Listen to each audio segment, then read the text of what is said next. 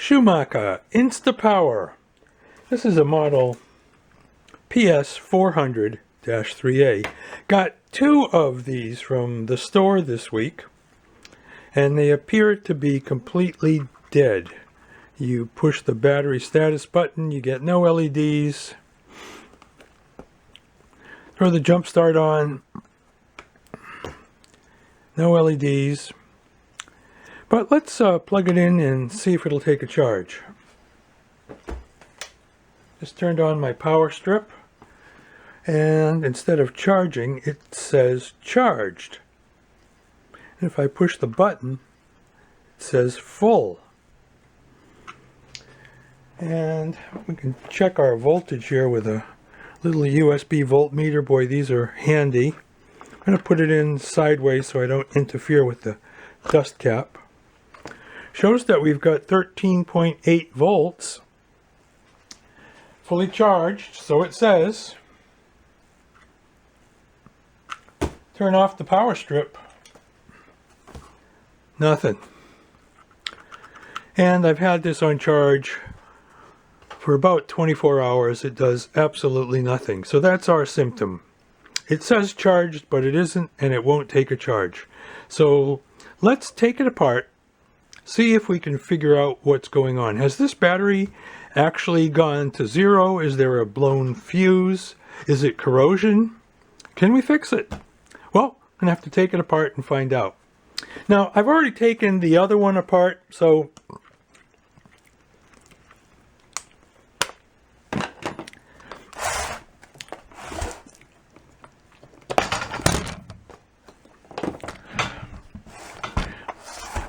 some of the strange things that I found, there's 12 screws in this, two more down here.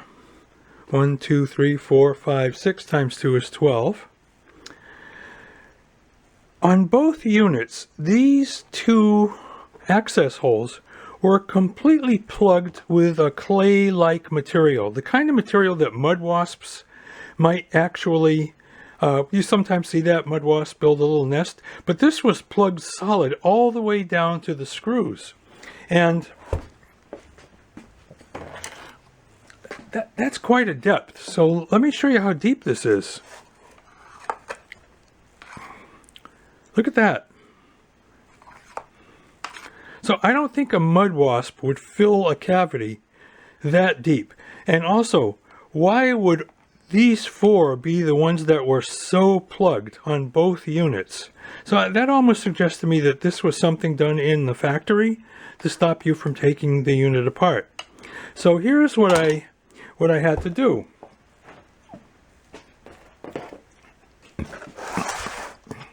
And it took me quite a while. I must have spent over an hour on this. I had a power drill. I put in this drill bit, and I had to keep drilling these holes out until it just wouldn't go anymore. Now the hole is a lot deeper than that drill bit. Look at the difference. You can't get all the way to the bottom with the drill bit. So after I had cleared as much as I could with the drill bit, I put a piece of a coat hanger. This is a metal coat hanger with a little bend on the end so I could scrape that mud out, and just kept going through all these holes. And the secret is, you're not going to remove these screws if you can't see them. So blow out the holes with an air compressor, drill it out some more, get out a lot of this orange clay, then you take your LED flashlight and you go down and you try to see the screw heads. Because if you can't see them, you have no hope of unscrewing them. So I can see all 6 now.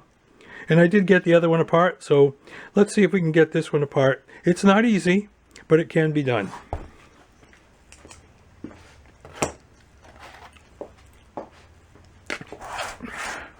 We'll start with the top ones. Those should be the easiest. There's no mud in these holes. Now, this is a very nice looking unit. I read online that these were sold between 2007 and 2012. So if the battery in here has never been changed, it's somewhere between 16 and 11 years old, since this is now 2023. So it would be time for a new battery. Now the first thing we've got one screw out. Now see, already this is different from the other unit. So we're going to measure this because the screws are going to be all different lengths. And I'm looking at about 15/16. Can you see that? 15/16. So I'm going to mark it down. Top left. 15/16.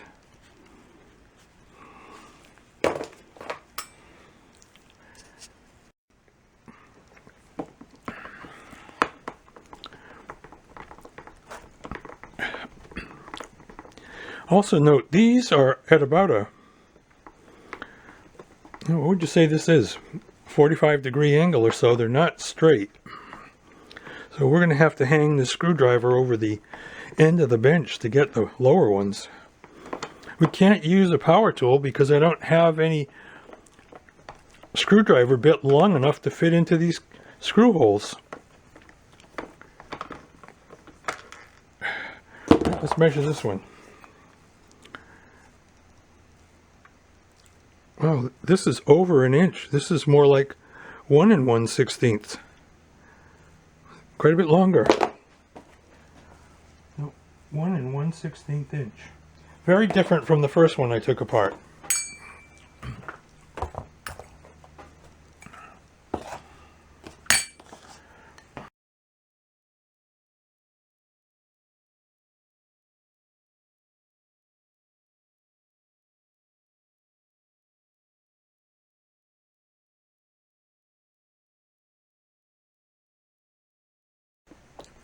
It's coming, but it's not easy.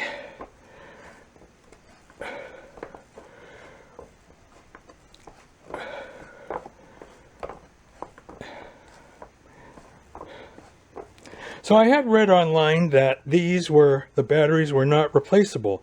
And I'm thinking that's why, because I don't think these were mud wasps. I think this was factory sealant to prevent you from taking the unit apart.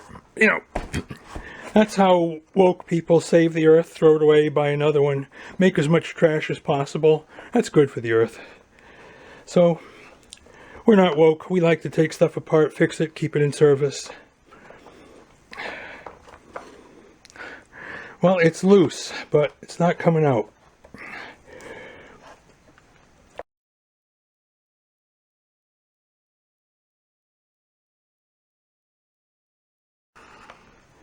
I got this one. Inch and 1/16.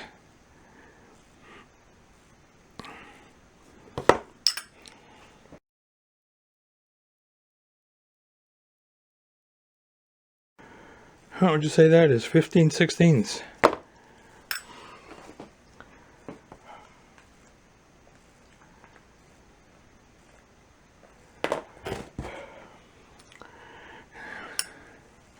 So I've got two screws that are loose, but appear to be stuck in here.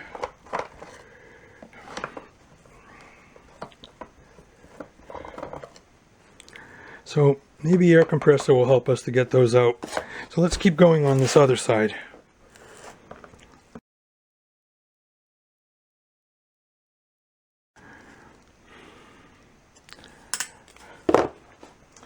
(15/16) of an inch.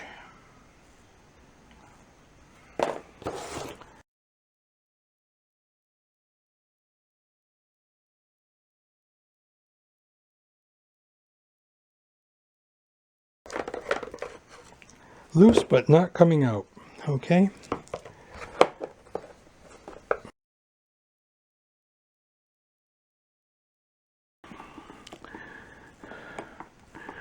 So one of the things I've noticed, these are all the same length screw so far, except for one. I have one longer one.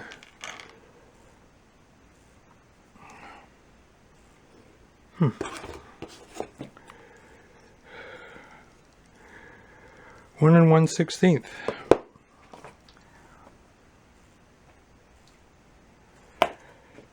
Well, I guess we got 2 lengths here.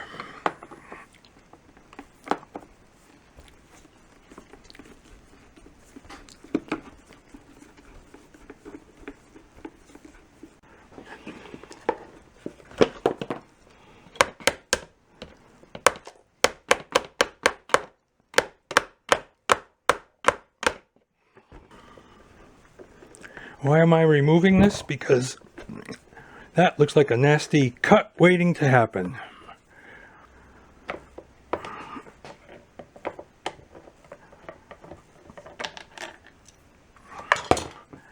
What size was that one?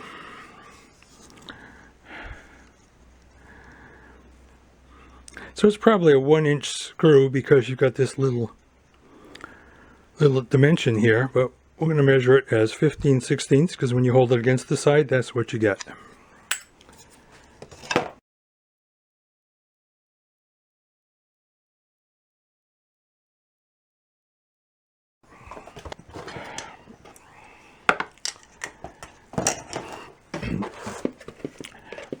Okay, so now we're going to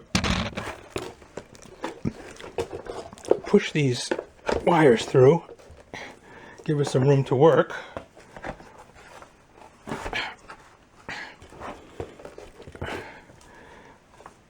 All right, that should be enough. Get this out of our way, and here's our battery. All right, let's get that out of there. 15/16, about 8mm would be the same if you don't have 15/16.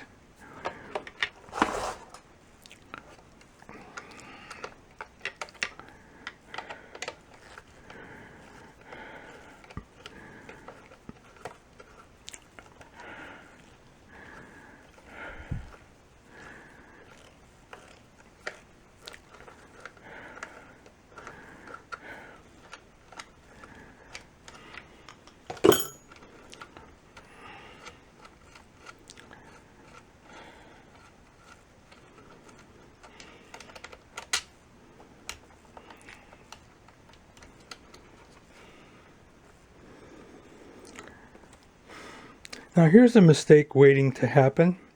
We have a black wire and a red wire. We got black wires on the other side too, so I'm going to put these back together so there's no mistake of putting those back incorrectly. Alright, let's try this one.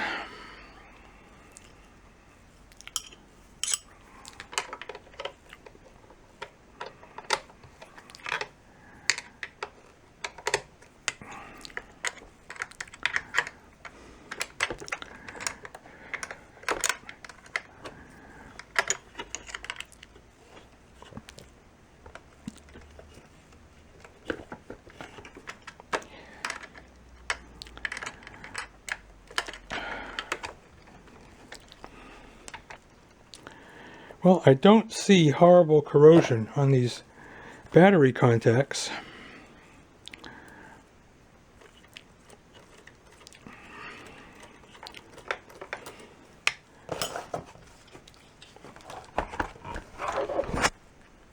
I see a little water in here. I see a piece of a tie wrap.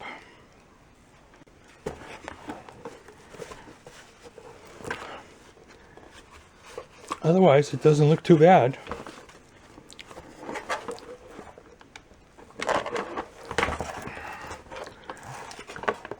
A little bit of corrosion, not much. Might have left the factory that way. All right, let's test the battery.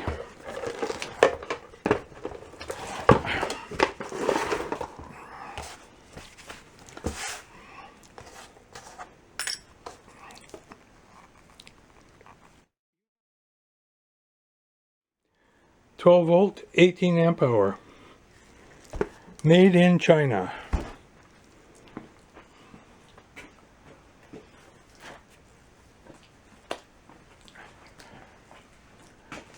And here's the battery from the first unit. Different brand. This is a Deo 6FM18. So they're both 12 volt 18 amp hour. Both apparently dead. So we put our little meter on 20 volts DC.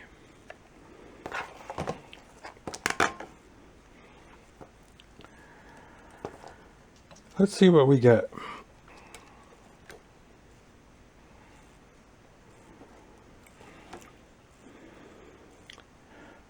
Less than 3/4 of a volt. That would be 0.78 volts.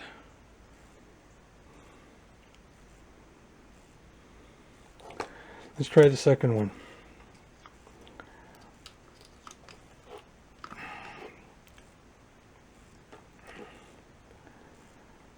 .68, 0.6 of a volt.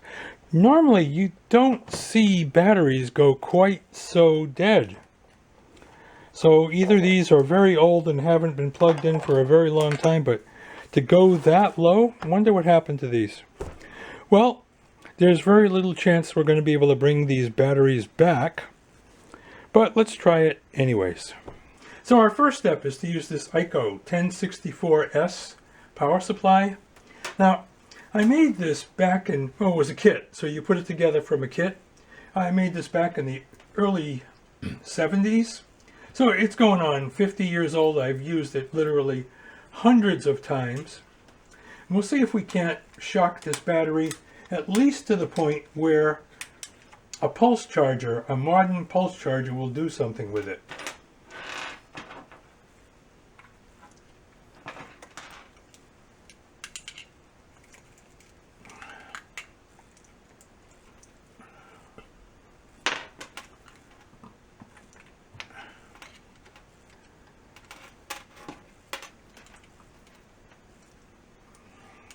Now, the only modification I've made to this in 50 years or so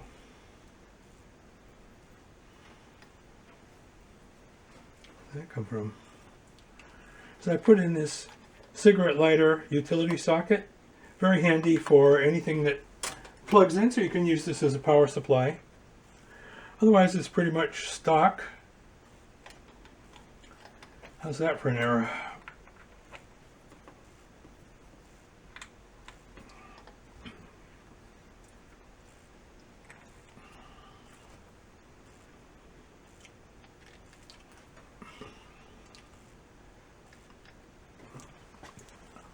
Okay.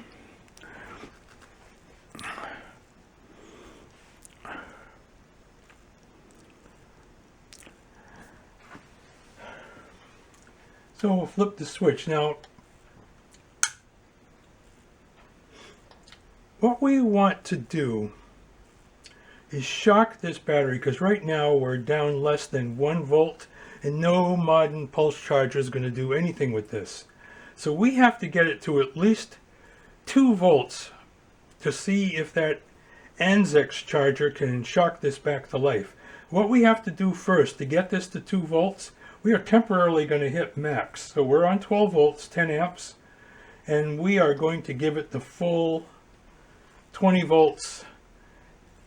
That's what this range would be. See if we can get it up there. 1 America, 2 America, 3 America, 4 America, 5 America, up to 28 volts. All right, back it off.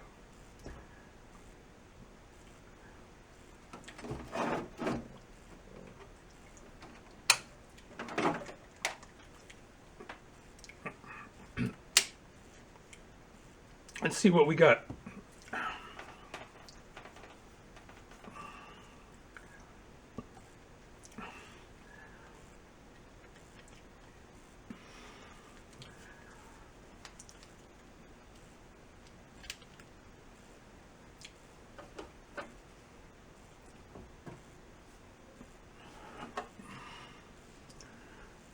Look at this.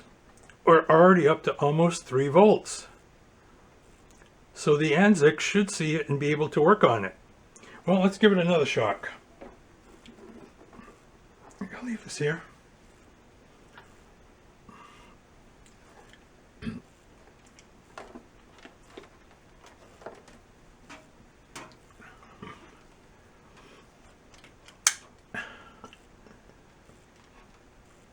Okay, turn our power supply on. Power supply is reading 8.6 volts on the digital meter. We'll whack it. We're seeing 14 volts on the battery. We'll just hold it there for a bit. Look, last time this went to 20 volts. Well, that's because we're on the 6 volt scale. And pop it up. Got 26 volts on the battery. Let's bring it back. Bring it back. Now we could actually charge the battery using this, but we generally get better results with the pulse charger. So let's see what we got now. Battery itself is up to 5 volts. Dropping quickly. But I think the ANSYS will see it now. So let's do that.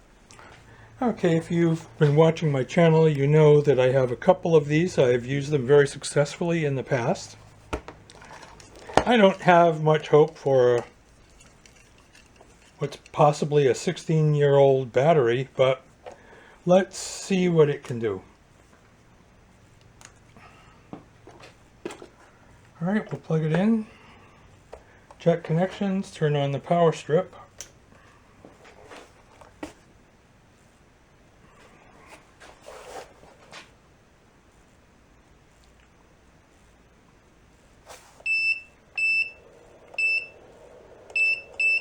Put this on motorcycle. Doesn't like it. Repair mode. Doesn't like it.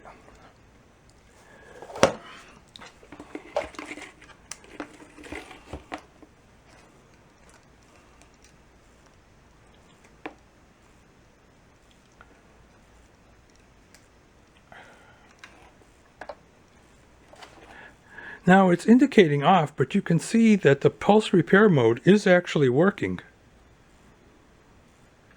And that's exactly how pulse repair works. Instead of putting a steady voltage on it like our ICO power supply did, see, it's all over. Now this could take a very long time.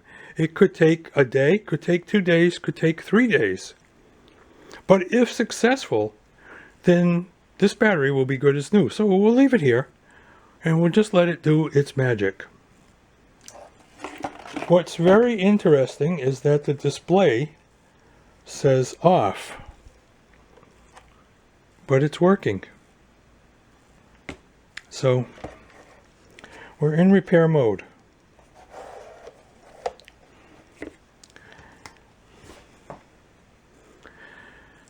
All right, let's go shock the other battery.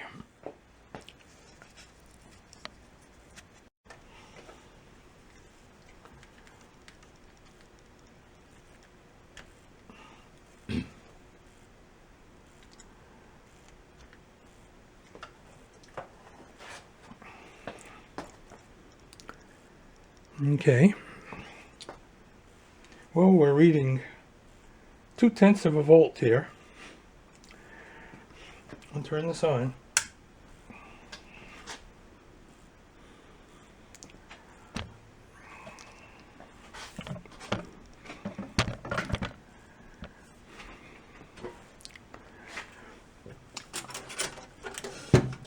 Okay, the digital voltmeter on the ICO right now is reading 16.6 volts. You can also see that here. We're on the 12 volt 10 amp. We can start on the 6 volt 20 amp. Let's give it a blast. We're up to 14.5 volts. I can feel this vibrating a bit. It's putting as much juice as it's got into that battery.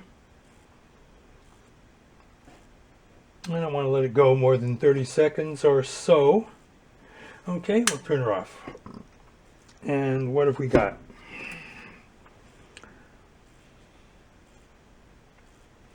Let's disconnect this. So the battery is up to 3 volts. Well, that's a lot better than less than half a volt. Dropping fast though, so we need to give it a couple of shocks.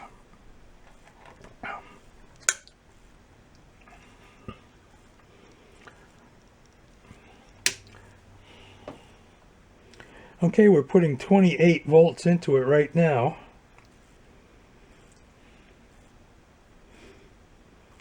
Don't want to let this go too long. Let's drop it back to 12.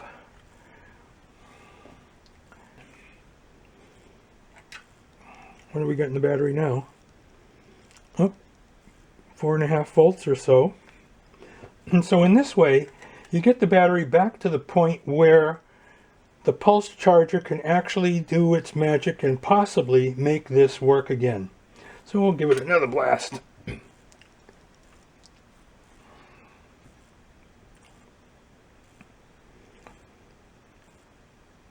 Reading 26, 28 volts here, 28 and a half. That's good. Turn it off. Don't want to blow things up. And we're up over 5 volts already.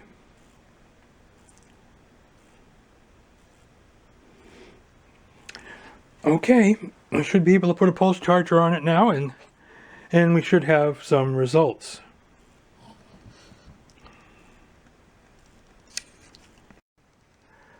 Well, neither one of these batteries is any good. They wouldn't take a charge.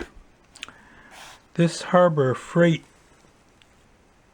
charger is, you can hardly see it, but we're blinking right here. That's the X that says replace. It's given up on it. And this one, let's see if we make it go again.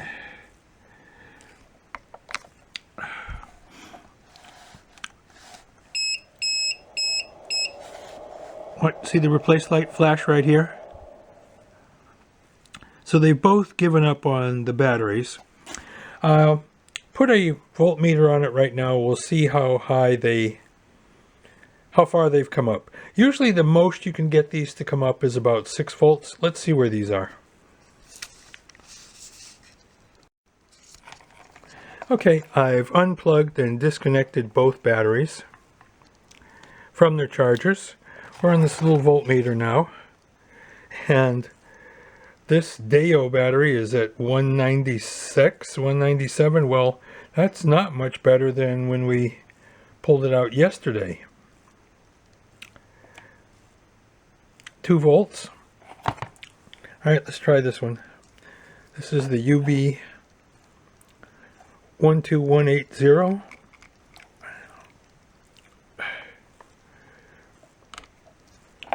All right, where's this one? Oh, look, this one made it to 4.5 volts. So we're going to have to replace these batteries to get these jump starters working again.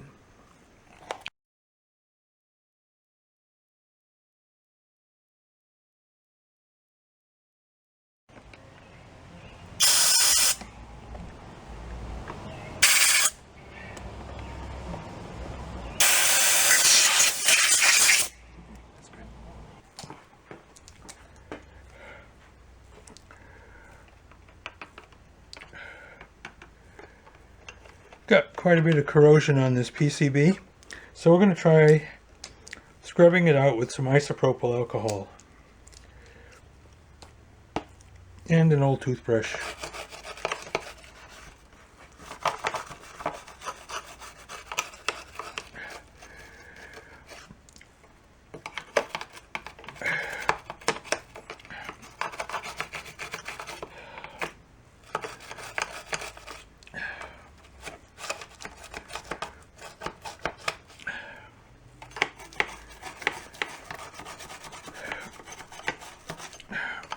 Alright, put this aside, we'll do the other one.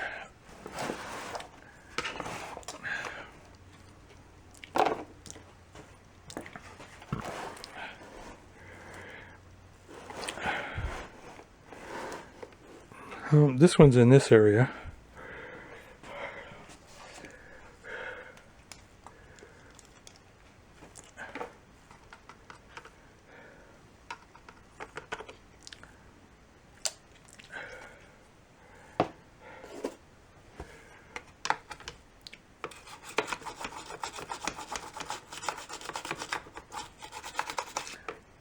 It just takes a few seconds, and usually the alcohol does a very, very good job of loosening and evaporating, whatever that is. Factory flux, corrosion from water that leaked in here.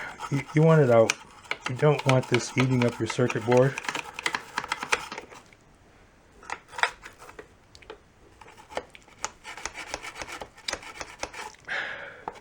Alright, let that dry. Just takes a few seconds.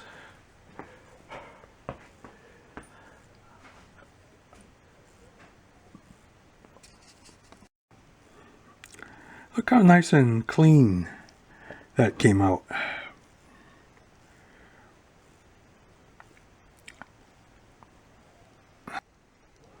Well, I've got one battery that tests good here from my stash. So before we buy new batteries for these units, let's put this one in. Check this one out first. So it's at 13, a little over 13 volts. Boy, that's a lot better than 1 or 2 volts that we had on the originals. So let's put this one in before we buy new batteries and see if there's any other issues with these jump starters.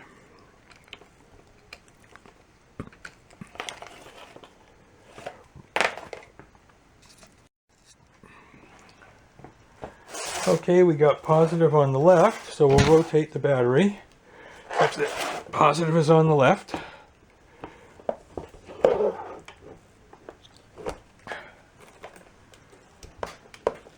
Okay, I guess that's all she's got.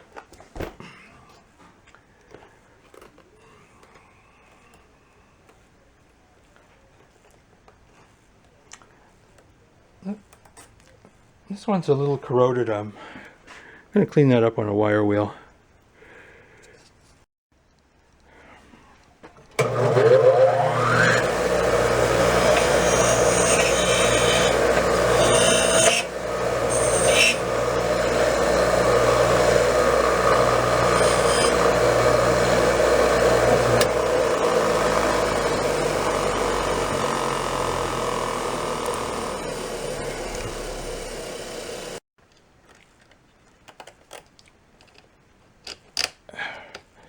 No sparks, that's good.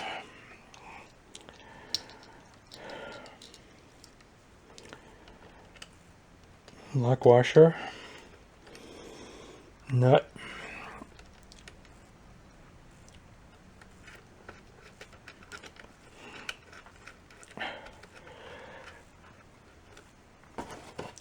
Okay, 5/16 open end wrench, 5/16 nut driver.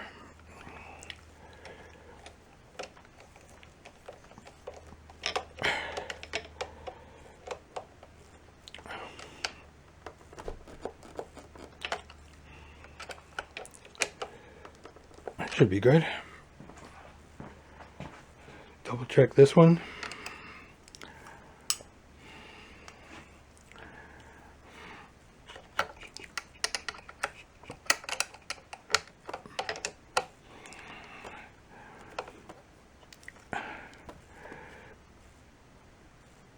Is that down far enough?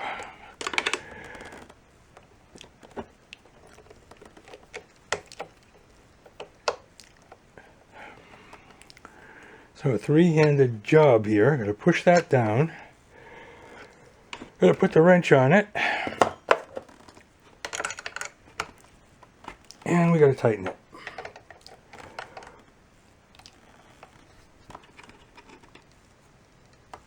Okay, that should be good. So the next thing we want to do is pull these cables back, take out the slack. There's a zip tie that provides strain relief. Okay, so that's back where it's supposed to be. See if we can get the cover to go on.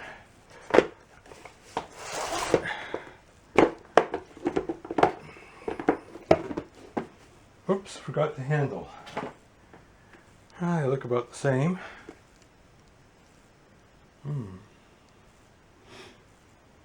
Now this is interesting, something I didn't notice. We got a wide opening and a narrow opening. How's that going to go back together?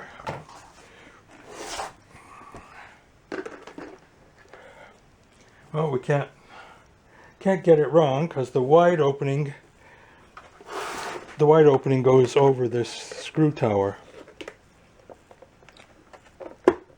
Okay, what about the rest of this?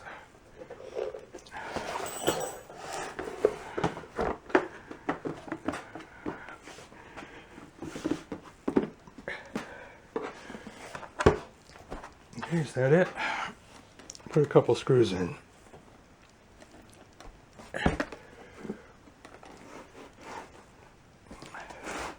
Now this is unit number 2.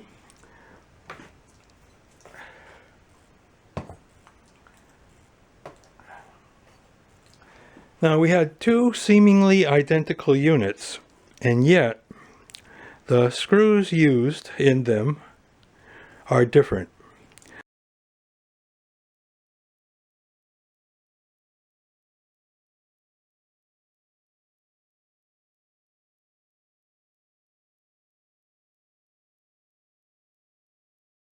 And there's also differences inside. So obviously, even though these appear to be identical, they're made either at different times or in different factories, most likely in different factories by different manufacturers.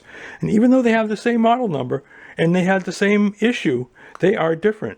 So we'll use the right screws here and refer to our chart. Number 2, the smaller screws were at the top and the bottom, so those are the ones we're going to put in.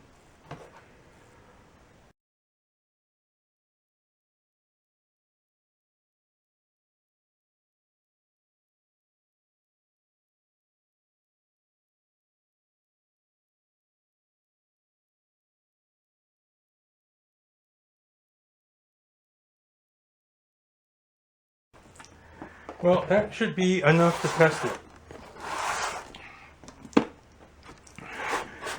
We've got a good battery in it. What do you think is going to happen if I push this button? Is it going to read it? Last time it did not. Let's try it. Hey, it says full. So what if we turn this on? Comes on. Let's measure the voltage on these jumper cables. Now, one thing to remember, the wire only goes into one jaw. See? Goes into one jaw. This back jaw is not powered unless they're touching. So you have to remember that when you test with a multimeter. And same thing on the negative. The back jaw, this one right here is going to have power. This one will not have power unless they're touching. So when we attach this to this for testing, I want to make sure we go on the powered side because you can get a false reading. All right, got that. All right, let's see if we can get this one caught. Same thing. Same thing, we only have power on this side, not on that side. So we want our alligator clip to clip on this lower piece.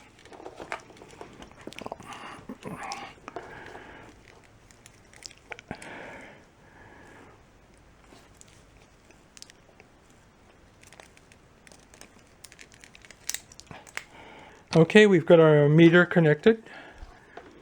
I'll turn on the jump start. And we're reading 13 volts, more than enough to jump start a 12 volt battery. So it looks like we're working. All right, let's try plugging in the charge cord and see what that does.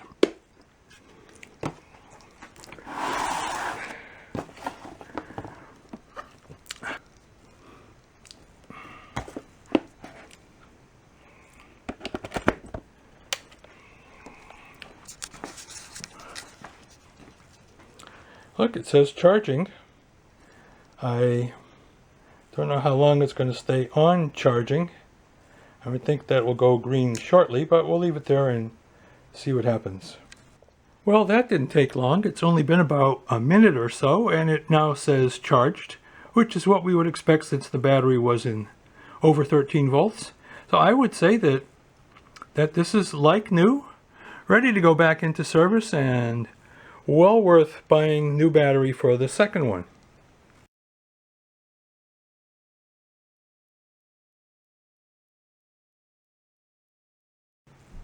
If you have one of these and it's malfunctioning, might want to follow this procedure, because seems like a nice unit, well worth fixing. So hope this helps someone. Thanks for watching.